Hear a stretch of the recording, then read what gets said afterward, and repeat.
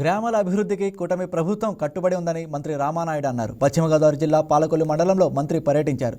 చందపరు గ్రామంలో మంచినీటి సమస్యను పరిష్కరిస్తూ 20 లక్షల రూపాయల వ్యయంతో ఫిల్టర్ ఏర్పాటుకు మంత్రి శంకుస్థాపన చేశారు.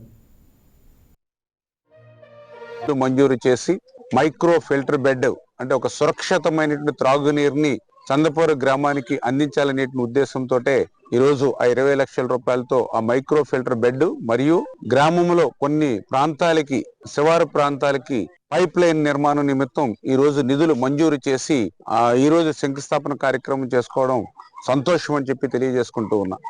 ఈ చందపర్రు, ఆగర్తిపాలెం, గోరింతాడ, సకం చెరువు, వెలివేల ఇవన్నీ కూడా మా సిస్టర్ గ్రామాలు లాంటివని నేను కూడా ఎప్పుడు చెప్తూ ఉంటాను. ఎందుకంటే ఒక ఆగర్తిపాలెం గ్రామవాసిగా ఈ గ్రామాలన్నిటి కూడా నాకు మంచి సుపరిచితం. ఈ గ్రామాల మీదే ప్రతిరోజు నేను సైకిల్ మీద, మోటార్ సైకిల్ మీద తిరిగినటువంటి వ్యక్తులు.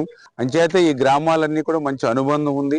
అందుచేత ఈ గ్రామాలను కూడా ఒక స్పెషల్ కేర్ తీసుకుని డెవలప్ చేస్తూ ఉన్నాం.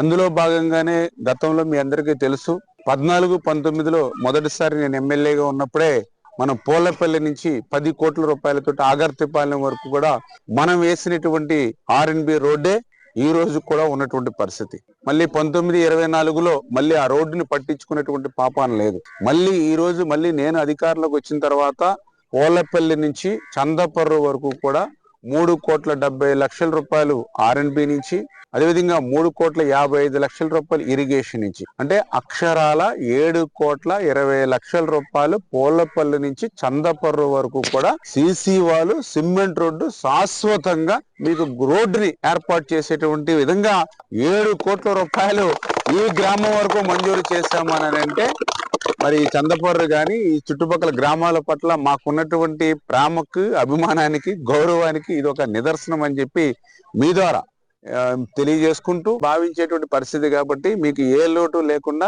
ఖచ్చితంగా ఆ సిమెంట్ రోడ్ నిర్మాణ విషయంలో కానీ, ఆ లైటింగ్ విషయంలో కానీ, వాటర్ విషయంలో కానీ, బరిల్ గ్రౌండ్ కానీ, చర్చి కానీ, అంబేద్కర్ కానీ, చిన్న గ్రామమైన నాకు ఇప్పుడు 7-8 నా మైండ్ లో పెట్టారు.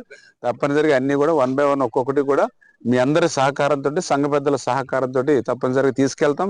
చేత దయవుంచి అందరూ కూడా ఈ యొక్క అభివృద్ధి కార్యక్రమం. Please subscribe to YK TV Network. Please subscribe to YK TV. Please watch YK News. Don't forget to subscribe YK News channel.